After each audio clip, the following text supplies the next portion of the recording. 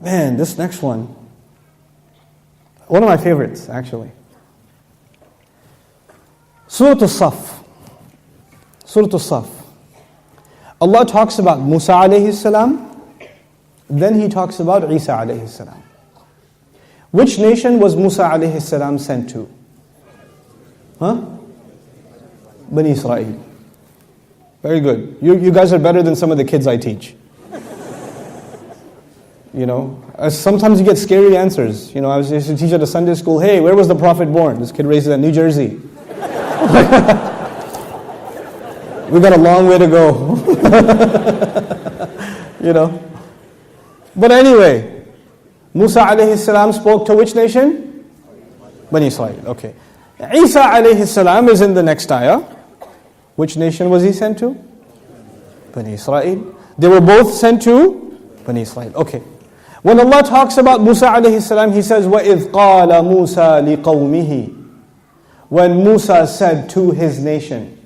When Musa alayhi salam said to his nation. Who is his nation? Bani Israel. And the next ayah says, وَإِذْ قَالَ عِيسَى ibn Maryam. Ya Bani Israel. And by the way, Musa alayhi salam said, Ya qawmi. Ya qawmi. Anybody know what Ya qawmi means? My people. My people. Lima tu'dhunani. Why do you cause me pain? What kind of people are you? But you're my people. Why are you doing this?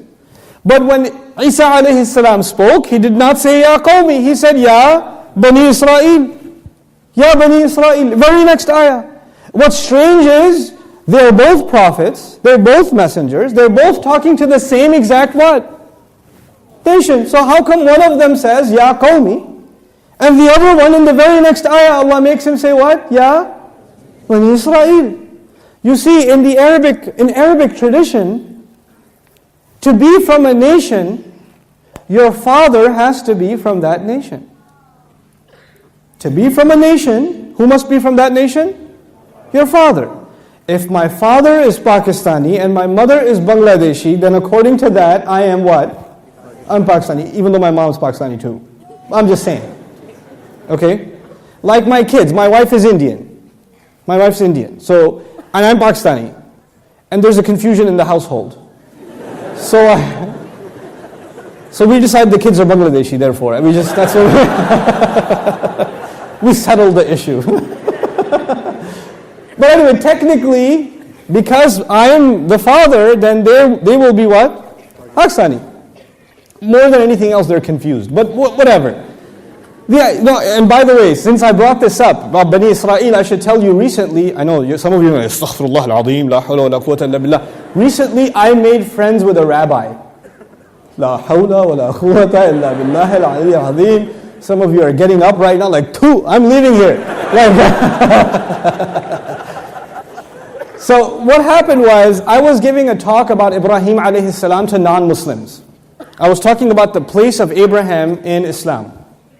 And I was giving this talk, and a rabbi, like a proper rabbi, one of those rabbis, was sitting in the first row. And the guy was crying the entire time. The entire time.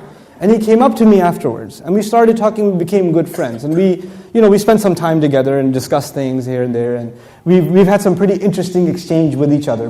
I told him, look, I want to talk to you about Moses and Abraham. This is why I want to be your friend. I want to talk to you about Musa and Ibrahim alayhi salam, because Allah talks to my master and our Lord in His revelation talks to your people a lot. Ya Bani Israel, Ya Bani Israel, Ya Bani Israel. So clearly you have some background. And Allah is talking to you based on your background. And I want to understand your perspective. I don't want to talk about you, I want to talk to you. I don't want to judge what you say from books, I want to judge what you say from you. You tell me what you believe about Musa, you tell me what you believe about Ibrahim alayhi salam, and they say the most ridiculous things. They do. We have the most incredible conversations about the prophets. And they are, wallahi, I tell you one thing I learned from that, and we still talk a lot.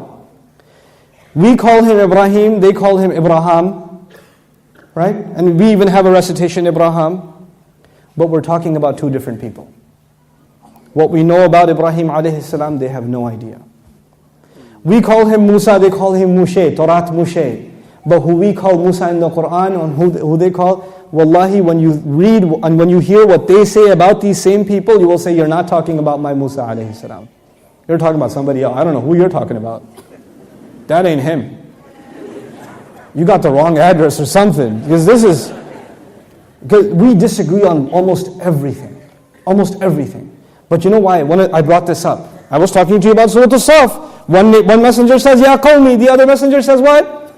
Ya Bani Israel. Why did I bring up the rabbi? Because the rabbis hold the opinion that to be from a nation, your mother should be from that nation.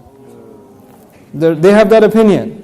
That's in Judaism, in traditional Judaism, it's a recent development, but they have it.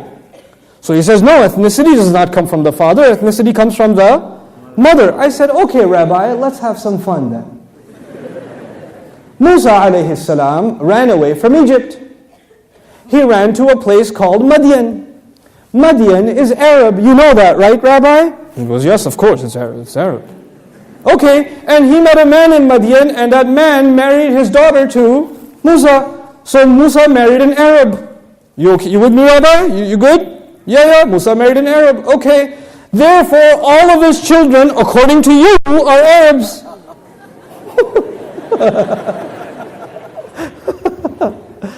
So he's just like, I gotta go. Ethnicity comes from who? Father. The father.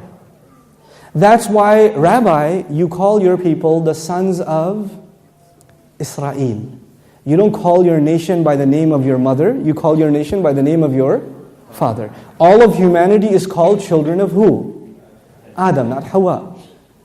We call ourselves Banu Adam, children of Adam. Why? Because our identity comes from who? The father. This is how it started, guys. Last name Adam. That's how it started. And it's been that way since. It's been that way since. Now, coming back to this. To be from a nation, who has to be from that nation? When Musa alayhi salam says, Ya Qawmi, you know what he's saying? You're my people because my father is from you. Isa alayhi salam in the Quran never says, Ya Qawmi. Never says, Ya Qawmi. He always says what? Ya Bani Israel. And he cannot say Ya Qawmi. Because if he says Ya Qawmi, he would be saying, my father is from you. The technical problem with that is, he doesn't have a father. So he cannot say Ya Qawmi, he can only say Ya Bani Israel. The Quran protects the virgin birth of Jesus better than the Bible. Ya Bani Israel. This is what you call precision beyond human ability. Allah didn't have to write a separate chapter on why we believe that Isa alayhi salam is not, born of or doesn't have a father. He can just make him say Ya Bani Israel and that's enough. That's enough. And what did I tell you? Identity comes from who? Father. So we say about the Rasul sallallahu alayhi wa sallam, Muhammadun ibn Abdullah. Muhammad ibn Abdullah. Right? Okay. We say, for example, Umar ibn al-Khattab. But we say Isa ibn. Oh. Allah broke it. Because this time you cannot have another identity. Sorry, there's no father available. There's no father. So you have to say what? Maryam. There is no other man. There is no other person. When you talk about them and you say Ibnu and you say a woman's name. Except who? Isa alayhi salam. Because it's a part of our belief that there's only one parent. There's no other parent. So you have to say Ibnu Maryam. And this is an honoring of Maryam salamun alayha. And it's a further validation of the virgin birth. In some renditions of the Bible, the first chapters of the Bible are the lineage of Jesus. And the husband of Mary and all of that. Quran completely cleanses the messenger and Maryam salamun alayha of this accusation. So this was the second example that I wanted to share with you.